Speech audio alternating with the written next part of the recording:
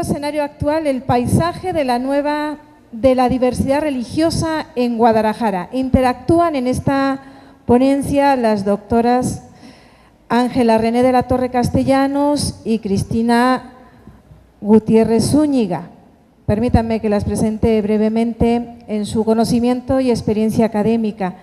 La doctora Ángela René de la Torre es doctora en Ciencias Sociales con especialidad en Antropología Social por el CIESAS y la Universidad de Guadalajara. Desde 1993 se desempeña como profesora investigadora del CIESAS Occidente en la ciudad de Guadalajara. Es investigadora nivel 3 del Sistema Nacional de Investigadores. Miembro de la Academia Mexicana de Ciencias. Sus distintas investigaciones tienen como interés central el estudio y comprensión de las culturas e identidades urbanas contemporáneas, con especial énfasis en el estudio de las transformaciones en las creencias y prácticas religiosas contemporáneas. En los últimos años se ha dedicado al estudio de la diversidad religiosa en México y de las dinámicas de transnacionalización de las danzas rituales aztecas y de la religiosidad popular. Entre sus principales publicaciones se pueden mencionar las siguientes: Los hijos de la luz, discurso, identidad y poder en la luz del mundo; La Ecclesia Nostra, la diócesis desde la perspectiva de los laicos; Atlas del cambio religioso en México; y más recientemente publicó Religiosidades nómadas, creencias y prácticas heterodoxas en Guadalajara. La doctora Cristina Gutiérrez Zúñiga es doctora en Ciencias Sociales, profesora e investigadora del Colegio de Jalisco, Zapopan. Su trabajo de investigación se centra en la pluralización religiosa de México, en los nuevos movimientos religiosos y espirituales y en la transnacionalización de la danza azteca.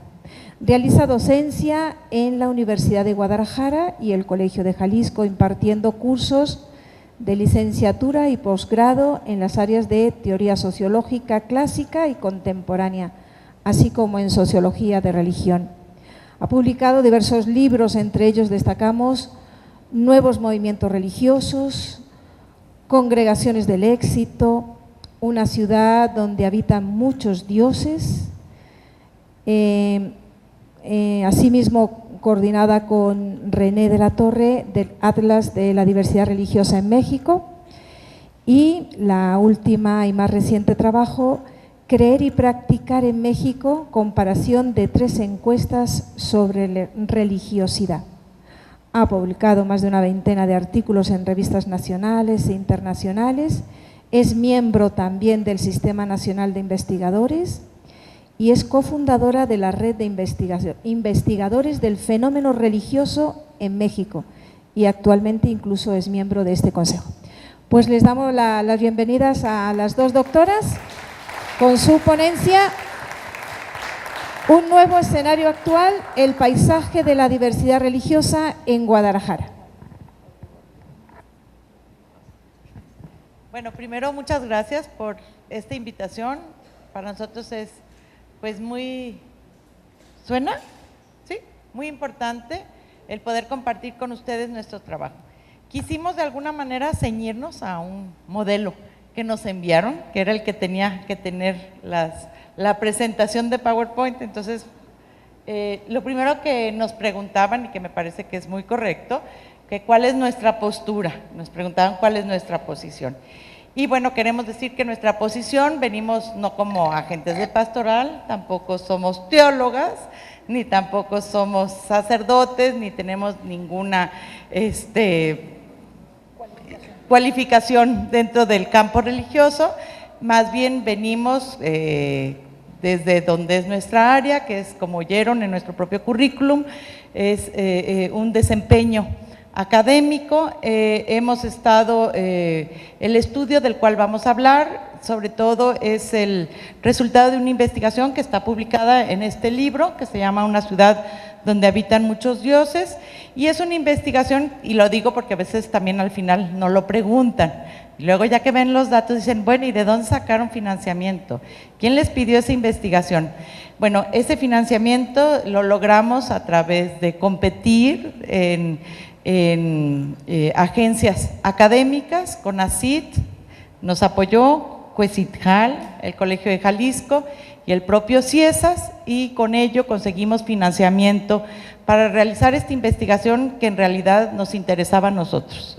No fue ordenada por nadie ni solicitada por ninguna otra institución, ni gubernamental ni religiosa. Y esto lo digo porque, bueno, parte de nuestro trabajo pues intenta tener una neutralidad con respecto a la diversidad religiosa y plantearla, digamos, nada más como un elemento de lo que nosotros podemos acceder a reconocer cómo se está en este momento presentando una fotografía, una instantánea a partir de una investigación de campo basada en trabajo empírico y únicamente también decir, bueno, pues que nuestra racionalidad a partir de la cual hicimos nuestro análisis y nuestra interpretación tiene que ver con una racionalidad científica y para trabajar la diversidad creemos que la mejor forma realmente es tener una neutralidad frente a la pluralidad y dejar afuera nuestras propias creencias, que obviamente todo el mundo tiene, ¿no? Y nuestros propios afectos, que también todo el mundo tiene dentro de la religión. Pero para hacer estos estudios, pues hay que de alguna manera distanciarnos también epistemológicamente para hacer este trabajo de la diversidad y porque además es muy importante porque si no, nadie nos abría la puerta, ¿no? Si yo le digo a uno es que yo la información que te voy a pedir es para dársela a los otros, pues entonces desconfiarían terriblemente de nosotros. Incluso Gobernación crea mucha desconfianza en el ámbito del campo religioso. Dicho esto, creo que podemos empezar a presentar los resultados de nuestra investigación. Sí, aunque me gustaría decir que nos da muchísimo gusto que esta información que nosotros consideramos debe ser pública encuentre justamente oídos en este foro y de hecho nos gustaría mucho felicitar al CEDEC en sus 100 años y felicitarlo justamente porque lo celebra pensando, escuchando y reflexionando. Muchísimas gracias por esta oportunidad y felicidades, esperemos que estos datos les sirvan para proseguir con su reflexión. Bueno, comenzaremos por una panorámica acerca del cambio religioso en México. Ustedes vieron que nuestra temática de investigación será precisamente el proceso de diversidad religiosa, pero antes de enfocarnos concretamente en el panorama de Guadalajara, quisiéramos centrar Guadalajara en un conjunto de cifras sobre cambio religioso en el país en su conjunto. Estas cifras las vamos a presentar a través de la cartografía de datos censales. Vamos a presentar una serie de mapas que presentan la distribución de la pertenencia religiosa católica por municipio, ¿verdad? Y en este caso se trata de los datos de 1960. Los datos censales desde su origen preguntan por a qué religión pertenece usted y tenemos el privilegio de contar con esta serie estadística que ahora nosotros pasamos a mapas para que ustedes la vean. El tono oscuro corresponde a aquellos municipios que expresaron una pertenencia religiosa católica superior al 90%. Y ahí vemos que están 2.357 municipios de los, en términos generales, 2.500 municipios que tiene nuestro país. Pero vamos a ver la secuencia. Aquí tenemos el mapa de 1970, aquí tenemos el mapa de 1980, aquí tenemos 90, 2000 y 2010. Nos vamos a detener en este. Vemos los municipios que están coloreados de color más oscuro, son aquellos municipios, decíamos, que expresaron una pertenencia religiosa católica superior al 90% del país en su conjunto. Nosotros podemos apreciar en esta representación cartográfica, entonces, que el cambio religioso no es parejo en el conjunto de nuestro país, en el territorio nacional, que se expresa con mucha mayor velocidad el cambio de la pertenencia religiosa católica hacia otras opciones religiosas en determinadas zonas, zonas características. Por ejemplo, en Chiapas vemos que están concentradas la mayor parte de esos municipios en donde el catolicismo ya es minoría, pero que a pesar de este ritmo de cambio religioso, justamente podemos ver a la zona centro-occidental como una zona de resistencia a ese cambio religioso. Es por ello que se constituye hoy por hoy con un nuevo significado en un bastión de la pertenencia religiosa católica. Bajo este contexto, digamos, nacional, nos acercaremos ahora a ver los datos de cómo se comporta esta ciudad de Guadalajara en el centro de este centro occidente del país. Bueno, a pesar de que sabemos por los datos que Guadalajara es una ciudad muy católica, pero además donde los propios también datos de encuestas que hemos realizado manifiestan que, por ejemplo, la gente de Guadalajara continúa asistiendo a la iglesia, continúa realizando prácticas religiosas que en otro tipo de ciudades ya no se estila, ya no se acostumbra. Pero a pesar de todo eso y sabiendo que tiene toda una historia, incluso donde tenemos varios mártires, santos, casi tenemos una tierra de santa, ¿no? Los Altos de Jalisco, y donde en Guadalajara sigue siendo, digamos, yo creo, un núcleo muy importante, que incluso es importante en la geopolítica mundial del catolicismo. Digamos que esta es de las zonas que además se producen más sacerdotes, en donde más el seminario es uno de los más grandes del mundo, se producen más devociones, es de los lugares en donde hay, digamos, una infraestructura católica que en pocos lugares existen en el mundo. Casi después de Roma podríamos decir que somos una sede muy importante aún del catolicismo mundial.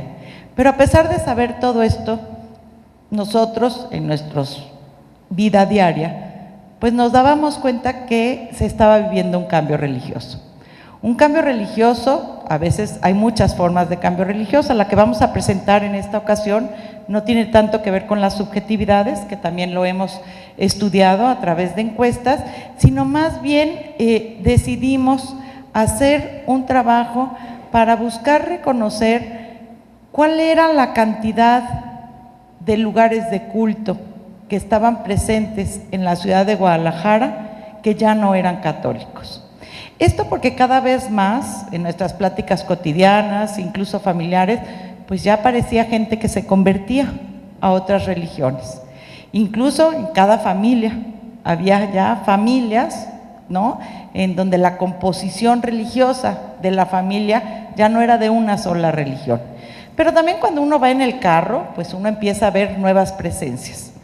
Otras iglesias, otros templos, uno alcanza a ver templos de Pared de Sufrir, otro tipo de iglesias, el templo enorme de la Luz del Mundo, y bueno, hay una presencia cada vez mayor de esta realidad. Y nosotros realmente queríamos ver qué tanto era esto. Para realizar esta investigación, únicamente quiero decir que la metodología fue un censo completo.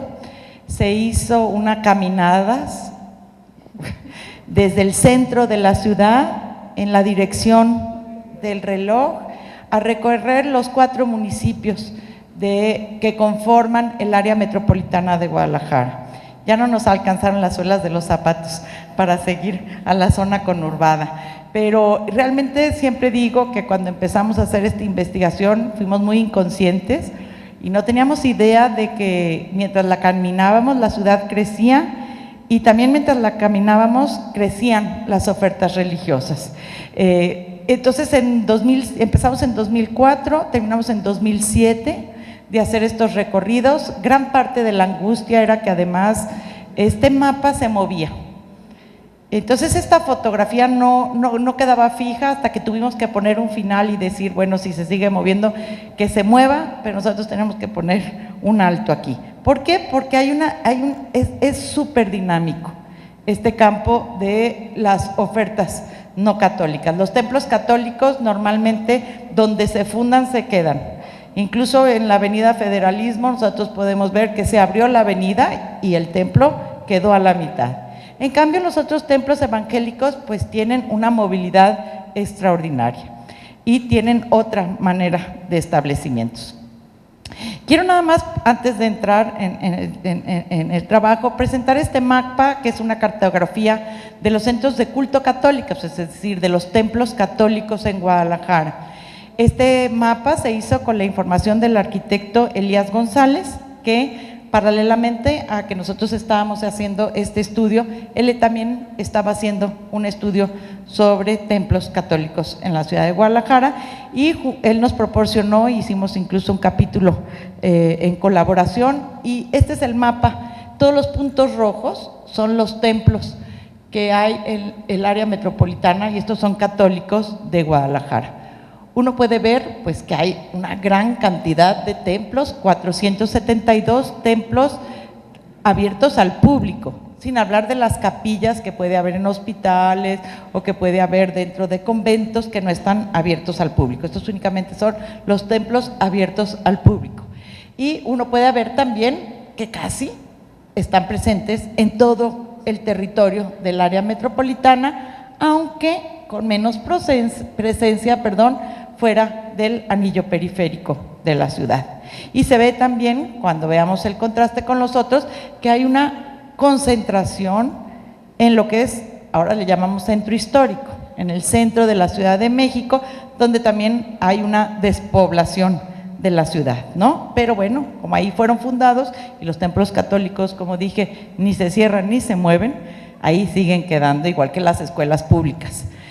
Ahora vamos a presentar también una secuencia de cómo fue creciendo la ciudad de Guadalajara y de también cómo fueron de alguna manera estableciéndose los cultos no católicos. Aunque a veces creemos que la presencia de los no católicos es totalmente nueva, bueno, pues esto no es cierto. Algunas iglesias protestantes históricas, como es la iglesia luterana, como es la iglesia congregacionista, llegaron a finales del siglo XIX.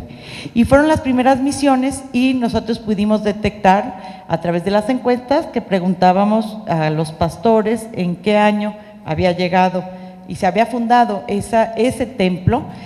Pudimos reconstruir también esta cartografía que muestra cómo hasta antes de 1942, pues en realidad solamente había, 10 templos no católicos en la ciudad de Guadalajara, casi todos concentrados en el centro, solo uno en El Salto y otro en Tonalá.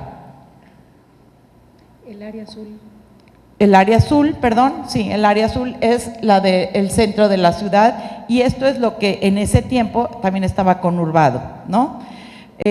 Para la siguiente década, de 1950 a 1959, va creciendo también la ciudad, y vamos viendo cómo los templos, lugares de culto, llegan a ser 15. Aquí ya no vemos únicamente iglesias de tipo protestantismo histórico, sino también ya las primeras iglesias de tipo pentecostal que llegaron, se asentaron, incluso surgieron en la ciudad de Guadalajara.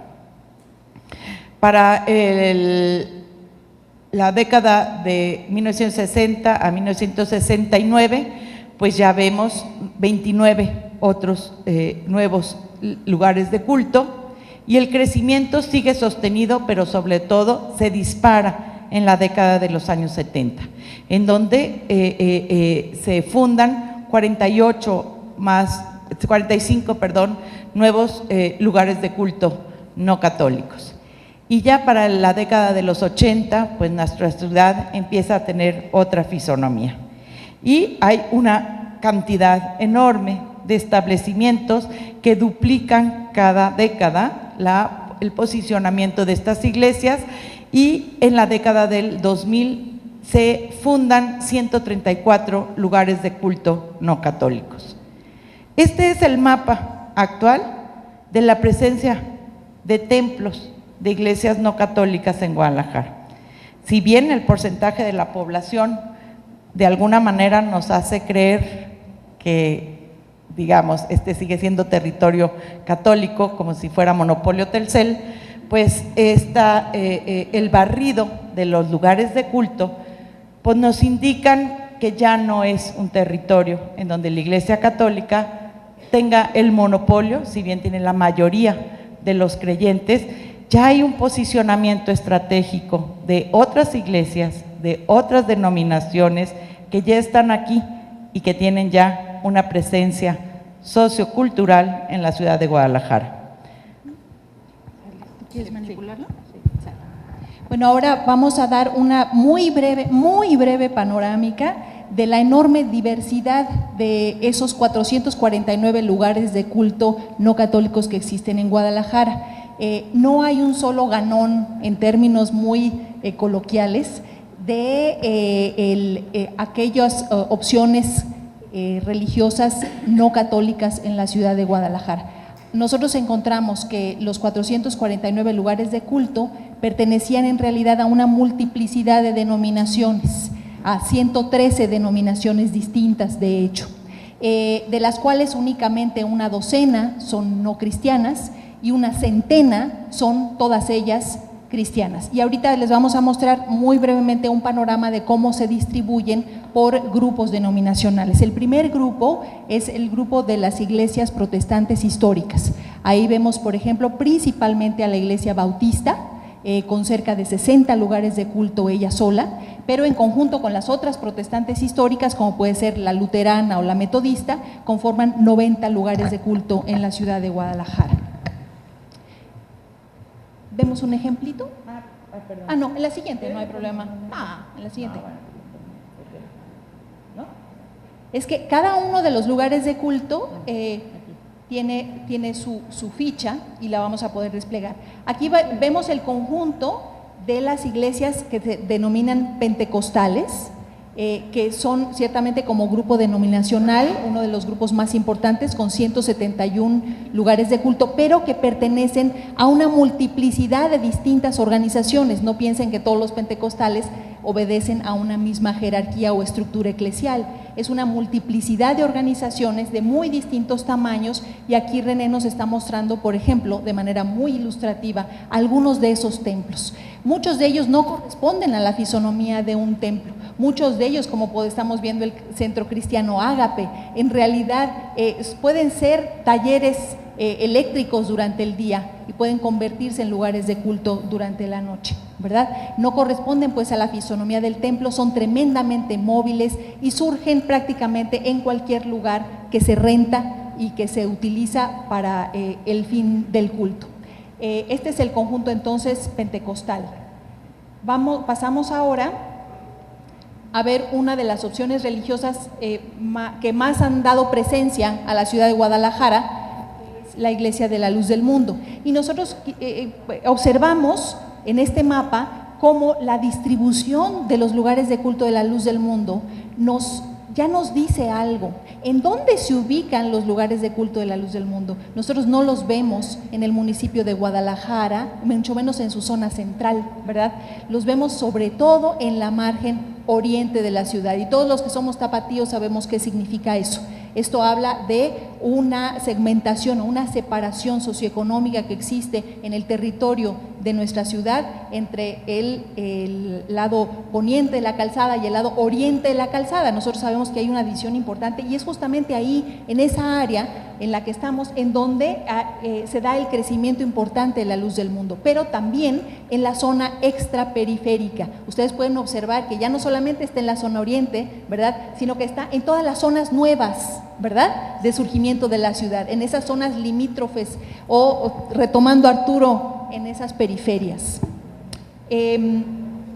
Vemos que, por supuesto, no todos los templos de la Luz del Mundo son como ese templo enorme que es el que le ha dado una imagen mundial a esta iglesia. También hay casas muy sencillas con distinto grado de desarrollo y se encuentran en una gran concentración territorial. Eso sí lo podemos apreciar claramente. Una siguiente grupo que queremos mostrarles es tal vez uno de los más complejos, que el censo no tuvo más remedio que denominar como otras evangélicas. ¿Por qué?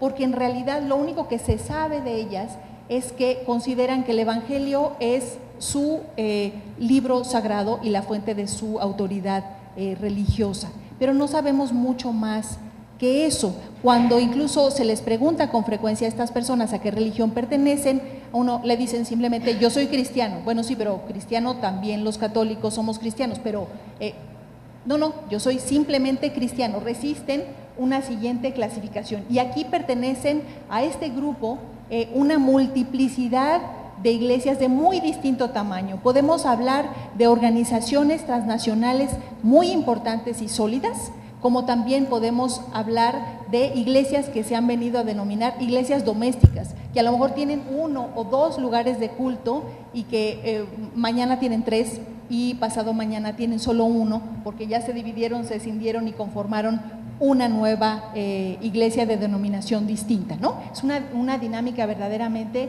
muy rápida, ¿no? Y por último, vamos a ver, ahí vamos. Vamos a ver a otras 3 iglesias que sí están bastante más definidas que las otras evangélicas y que son las denominadas iglesias paracristianas o bíblicas no evangélicas. Esta denominación se refiere a 3 iglesias que son muy importantes en nuestra ciudad. Es la Iglesia Adventista, la Iglesia de los Santos de Jesucristo de los Santos de los Últimos Días o Mormones, y la Iglesia de los Testigos de Jehová o la Asociación Religiosa Testigos de Jehová. Estas 3 iglesias son denominadas así, bíblicas no evangélicas o paracristianas, porque en adición al evangelio tienen también un otro libro sagrado, y es por eso que se denominan de esta manera, separándolas del grupo de exclusivamente cristianas o exclusivamente evangélicas. La Iglesia Adventista tiene una importante presencia en la ciudad, pero es decididamente la Iglesia de los Santos de los Últimos Días y los Testigos de Jehová los que tienen mayor presencia en la ciudad. A lo mejor si podemos pasarnos directos a testigos. ¿A testigos? Ajá. La iglesia, ellos mismos no se llaman iglesia. La organización Testigos de Jehová tiene 37 lugares de culto en la ciudad de Guadalajara, y como asociación religiosa es decididamente la asociación religiosa más importante en todo el país. Porque las otras que han resultado importantes en realidad son grupos denominacionales. Nosotros podemos decir que hay muchísimos pentecostales, pero son grupos denominacionales. Hay una multiplicidad de denominaciones religiosas a su interior. Aquí estamos hablando de una sola denominación religiosa que ella sola alcanzó en el censo de 2010 una membresía de 1,5 millones de mexicanos, y que se encuentra en un crecimiento verdaderamente exponencial. De hecho, México es el objetivo fundamental del crecimiento Testigos de Jehová en toda el área latinoamericana. ¿Únicamente el de marginalidad? Sí. Una ventaja, ¿quieres tú plantear lo de marginalidad? ¿No? Una ventaja que tenemos al trabajar con mapas es que justamente podemos relacionar varias caracterizaciones de los territorios urbanos, ¿verdad? Y ver en dónde se ubican los templos, y así nos ayuda a entender por qué se ubican ahí los templos y no en otro sitio. El mapa, de acuerdo al índice de marginalidad, es muy útil y muy elocuente para hablarnos en dónde prenden estas opciones no católicas en nuestra ciudad. El mapa de marginalidad es un mapa que nos ilumina cada zona de la ciudad de acuerdo a su grado de marginalidad. El grado de marginalidad es un índice compuesto por muchos indicadores. Tiene que ver, por ejemplo, con si se tiene luz eléctrica, si se tiene drenaje, si se tiene acceso a internet, la calidad de la vivienda, el porcentaje de personas alfabetizadas en el área, etcétera, etcétera. De manera que el índice de marginalidad se representa por 5 grados. El grado más alto es el más marginal o el más periférico, retomando aquí a Arturo, y se encuentra coloreado de rojo en nuestro mapa, ¿no? Y podemos ver que entonces las áreas de mayor marginalidad en la ciudad coinciden con las zonas limítrofes, con las zonas más periféricas, más externas de la ciudad. Es en donde la ciudad apenas se está haciendo. Yo quiero remarcarles, y quiero que observen cuántos lugares de culto ven en la zona roja, ¿no? Son mínimos, son poquísimos, ¿no? Es un lugar tan carente de infraestructura urbana que verdaderamente ni lugares de culto fijos hay, ¿no? Pero veamos el siguiente nivel de marginalidad, que es lo que está coloreado de amarillo mostaza, y sobre todo el siguiente tono de amarillo. Y vemos que la mayor parte de los lugares de culto se encuentran justamente, no católicos, se encuentran justamente ubicados en estas áreas de marginalidad media. ¿Qué nos dice esto? Es en estas áreas de mayor carencia, en donde justamente los lugares de culto no católico han encontrado su asiento y su eco y su respuesta, y ofrecen una cantidad de servicios sociales que son muy importantes para la construcción comunitaria en esas zonas deprimidas, en donde hay una descobertura en muchas de sus necesidades, ¿no? Nosotros les preguntábamos, ¿qué otras cosas hacen además de predicar y ofrecer servicios religiosos? Y estos grupos no católicos nos respondían, bueno, pues nosotros hacemos, por ejemplo, visitas a las cárceles, tenemos centro de salud, tenemos un lugar para atender a mujeres maltratadas, tenemos un grupo de jóvenes y tenemos canchas de jóvenes, ¿verdad? Y tenemos un lugar para atender a los grupos que están luchando contra la drogadicción y el alcoholismo, ¿no? Entonces, todos estos servicios comunitarios arraigan a estos lugares de culto en estas zonas que son las de marginalidad media en la ciudad. Ahora nos gustaría pasar, después de este panorama rapidísimo, nos gustaría pasar a plantear qué retos significa la existencia de este paisaje religioso en la ciudad de Guadalajara.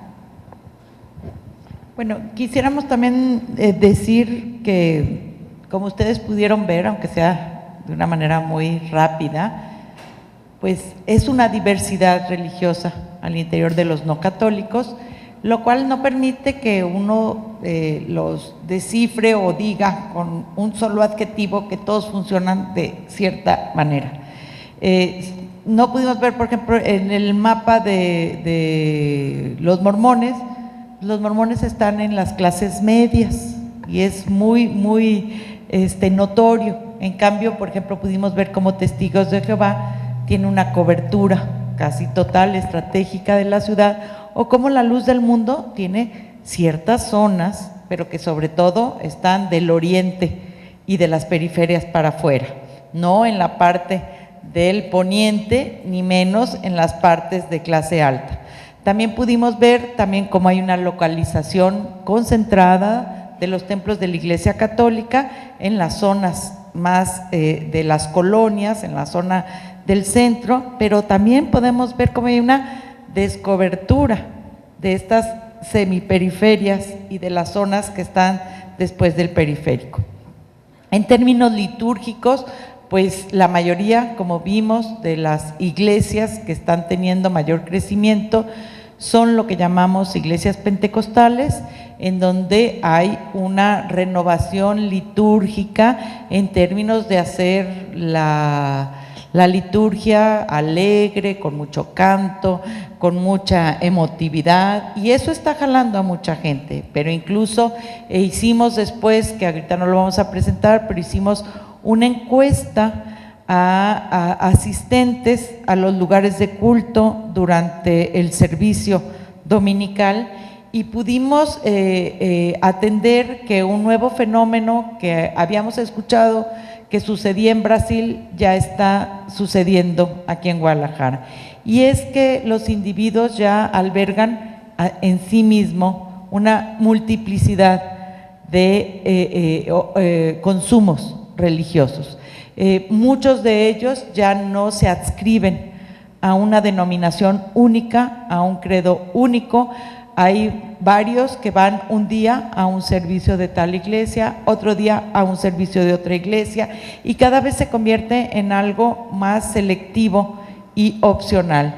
Y en eso, pues esta iglesia que la conocemos como Pare de Sufrir, pues está teniendo de alguna manera una nueva proyección, no nada más hacia esta cuestión de teología del éxito, sino a generar un patrón, una nueva cultura de la adhesión religiosa ya como un consumo, ya no, digamos, antes era nací y morí dentro del seno de la iglesia, después se convierte en una cuestión de una libertad personal y después como una especie ya únicamente de un consumo momentáneo. Entonces, esto también va cambiando, la presencia de las iglesias va cambiando también los patrones a partir de los cuales los creyentes se identifican con las adscripciones religiosas. Un datito, entre los asistentes a la iglesia Pare de Sufrir, la mitad de ellos se declararon católicos, no se adscriben a la iglesia Pare de Sufrir, solamente asisten a ella, pero se siguen considerando católicos. Bueno, nosotros quisimos responder a los planteamientos que nos plantearon. Entonces, de los retos o urgencias que nosotros podemos ver aquí, pusimos que Latinoamérica, bueno, no vimos el mapa de Latinoamérica, podríamos decir México, y con ello en la ciudad de Guadalajara están experimentando un cambio cultural. Este cambio cultural es un cambio que, como les dije, tal vez es menor en Guadalajara que en otras ciudades, que en otros lugares, pero se está dando y tiene que ver con la globalización, tiene que ver con la movilidad, tiene que ver también con formas, digamos, más activas de proselitismo y de trabajo obrero evangélico de otras denominaciones, ¿no? Y esto, bueno, está planteando como reto esta nueva experimentación de un cambio cultural que consiste en el crecimiento veloz de diversas denominaciones religiosas de distinta índole, con diferentes ideologías, con marcos litúrgicos contrastantes y con ofertas sociales que atienden problemáticas sentidas por las sociedades que en la mayoría de las veces no son atendidas ni por el Estado, ni por la Iglesia Católica, ni por los partidos políticos. Gran parte de la gente, el problema de las adicciones al alcohol y a las drogas es un elemento muy importante de salida del catolicismo, de la tradición, y es un factor muy importante por el cual muchos se convierten a otras denominaciones. También la violencia doméstica hacia las mujeres y los niños, y que también está obviamente o muchas veces ligada con el alcoholismo. Otro de los problemas que detectamos es el desconocimiento y la estigmatización de las minorías religiosas, las cuales siguen por la Iglesia Católica, incluso por los medios de comunicación masivos, siendo llamados como secta, a pesar de que muchas de ellas tienen grados de institucionalización de iglesias, o como extranjeras, aunque la mayoría de ellas ya cuentan con un arraigo de varios años, con clero nativo, y incluso lo del clero nativo es un elemento muy importante en el crecimiento de muchas iglesias en las zonas indígenas, y otras han surgido en México mismo, como es el caso de la Luz del Mundo. También se plantea un reto, yo creo, sobre todo algo que ya se había aquí hablado y que ha estado presente a lo largo de esta mesa, y que es un reto a la rigidez de las estructuras eclesiásticas propias de la Iglesia Católica, que todavía concentra las decisiones de la pastoral, de la agencia litúrgica y de la acción evangelizadora en sus sacerdotes, y deja poco margen a la acción de los laicos, aun cuando ya esté en documentos, pero en la realidad sigue siendo así, y es una cuestión que funciona muy diferente en las denominaciones evangélicas. Ahí realmente la gente se siente mucho más involucrada en su participación, en su compromiso, incluso en la evangelización, y todos se adquieren este compromiso de ser, o ya sea obreros evangelizadores, o incluso las carreras para ser pastores, pues son mucho más fáciles, mucho más cortas, mucho más dinámicas, ¿no? Y esto contribuye a que los sacerdotes, como ustedes saben, y nosotros también, cada vez son más escasos, por un lado, que los pastores, y estos no pueden cubrir las necesidades de las parroquias y sus fieles.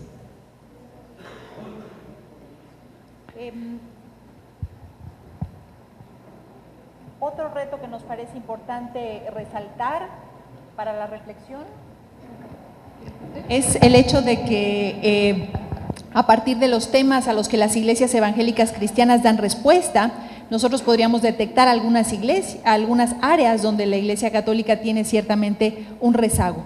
La drogadicción, las adicciones, el trabajo con jóvenes a partir de sus propios lenguajes y códigos culturales, como nos planteaba Juan Diego hoy por la tarde, la violencia hacia la mujer, a los hijos en el seno de la familia, la consejería jurídica personal y de familia, los servicios de salud, espacios de convivencia y de recreación comunitaria. Todas esas son áreas de desarrollo muy importante que han probado funcionar de manera considerable entre los lugares de culto no católicos, ¿no? En este nuevo panorama en el cual pudimos identificar barrios y colonias en donde de hecho se da una convivencia entre grupos de distinta orientación religiosa muy intensa, o sea, en una sola colonia, en un solo barrio puede haber 10 templos, ¿no? Y esto no debe ser ajeno a su experiencia como tapatíos, ustedes lo deben vivir los domingos y los sábados por la noche, ¿verdad? En donde la llamada a los distintos servicios religiosos ya no es solamente la de las campanas de la parroquia, ¿verdad? Ya oímos los altavoces, ¿no? Y se da pues entonces una competencia muy intensa en los distintos espacios territoriales de la ciudad de Guadalajara, y esta misma situación creemos que plantea en sí misma un reto a la convivencia y al respeto armónico entre los diferentes creyentes. La intolerancia se muestra no solo de los católicos hacia las minorías religiosas, sino también en sentido contrario. Este es un trabajo, esto es un reto para nosotros como ciudadanos. De las preguntas que se nos ocurrieron, pues plantearles, realmente no era con una orientación, sino dejarlo abierto, ¿no? Porque yo sé que hay distintas orientaciones también, ideologías y maneras de pensar dentro de la Iglesia Católica. Pues nosotros nos pensamos más bien posibles escenarios, y pusimos 3, pero en realidad creo que fueron 4. 3 posibles escenarios para responder ante los retos arriba planteados. Y una pregunta es: ¿consideran que la Iglesia Católica debería implementar una cruzada antisectas con métodos proselitistas más efectivos para recuperar el territorio y los fieles que se han convertido a otras religiones?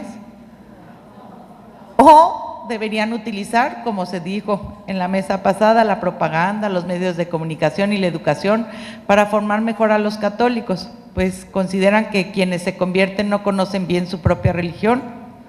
¿O consideran que sería útil reforzar la actividad de la pastoral social comprometida con los principales problemas que se viven en la ciudad y tratando de incluir a los sujetos que se perciben excluidos de la sociedad para contrarrestar la acción social de los no católicos? ¿O consideran necesaria y posible aceptar la diversidad religiosa como una nueva realidad de nuestra ciudad, reconociendo el derecho de todo mexicano a la libertad religiosa y a la cultura de la pluralidad? ¿Consideran una alternativa posible el fomentar nuevos espacios de encuentro y colaboración ecuménica para difundir el Evangelio y construir juntos un mundo con valores y principios cristianos? ¿Con quién sí se podría y con quién no? ¿En qué áreas es esto posible?